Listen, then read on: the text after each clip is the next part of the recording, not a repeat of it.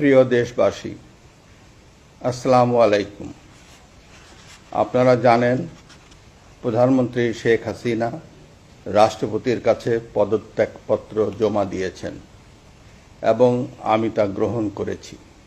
প্রধানমন্ত্রীর পদত্যাগ ও বৈষম্য বিরোধী ছাত্র আন্দোলনে সৃষ্ট পরিস্থিতিতে বঙ্গভবনে ৩ বাহিনীর প্রধান এবং বিভিন্ন রাজনৈতিক দলের নেতৃবৃন্দ, সুশীল সমাজের প্রতিনিধি ও বৈষম্য বিরোধী ছাত্র আন্দোলনের কয়েকজন সমন্বয়কদের সাথে আলোচনা হয়। শুরুতেই সেনাপ্রধান বিরাজমান সার্বিক পরিস্থিতি ও রাজনৈতিক দলগুলোর সাথে তার আলোচনা সম্পর্কে আমাকে অবহিত করেন। রাজনৈতিক নেতৃবৃন্দও এ সময় তাদের বক্তব্য তুলে ধরেন। সভায় বৈষম্য বিরোধী ছাত্র আন্দোলনের নিহত শহীদদের স্মরণে শোক প্রস্তাব গৃহীত হয়।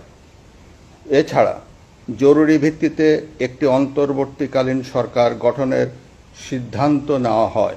সকল দল ও অংশীজনদের সাথে আলোচনা করে গঠিত অন্তর্বর্তীকালীন সরকার যত দ্রুত সম্ভব নির্বাচনের ব্যবস্থা করবে। বৈষম্য বিরোধী ছাত্র আন্দোলন ও বিভিন্ন মিথ্যা মামলায় আটকসহ সকল বন্দীদের মুক্তি দেওয়া হবে। বৈষম্য বিরোধী ছাত্র আন্দোলনের নিহতদের পরিবারদের ক্ষতিপূরণ প্রদান ও আহতদের সুচিকিৎসার প্রয়োজনীয় সকল সহায়তা দেওয়া হবে। সর্বসম্মতিক্রমে বিএনপির চেয়ারপারসন বেগম খালেদা জিয়াকে মুক্তি দেওয়ার সিদ্ধান্ত নেওয়া হয়। প্রিয় দেশবাসী, আমি দেশের আইন শৃঙ্খলা পরিস্থিতি স্বাভাবিক করতে এবং লুটতরাজ ও ধ্বংসাত্মক কর্মকাণ্ড বন্ধ করতে রাজনৈতিক দলগুলোর প্রতি আহ্বান জানাচ্ছি। জনগণের জানমাল ও রাষ্ট্রীয় সম্পদ রক্ষায় সশস্ত্র বাহিনীকে কঠোর পদক্ষেপ নেওয়ার নির্দেশ প্রদান করছি। সাম্প্রদায়িক সম্প্রীতি ও সংখ্যালঘুদের নিরাপত্তা নিশ্চিত করতে এবং সরকারি সম্পত্তি রক্ষায় সকলকে এগিয়ে আসার আহ্বান জানাচ্ছি। দেশের অর্থনীতি, প্রশাসন ও শিল্প কলকারখানা চালু রাখার লক্ষ্যে সকলকে কার্যকর ভূমিকা রাখার আহ্বান জানাই। এছাড়া যারা হত্যা ও সহিংসতার সাথে জড়িত নিরপেক্ষ তদন্তের মাধ্যমে তাদেরকে আইনের আওতায় আনা হবে।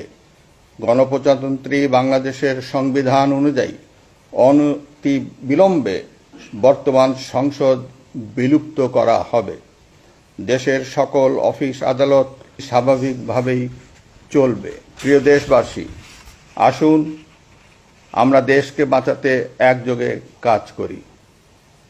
পারস্পরিক হিংসা বিদ্বেষ ভুলে ও প্রতিহিংসার ঊর্ধ্বে উঠে দেশকে এগিয়ে নিতে নিজ নিজ অবস্থান থেকে ভূমিকা রাখার জন্য আমি বিনয়ের সাথে আপনাদের প্রতি অনুরোধ করছি। একটি সুন্দর ও সোনালী ভবিষ্যতের প্রত্যাশায় আমরা এগিয়ে যাব ইনশাআল্লাহ।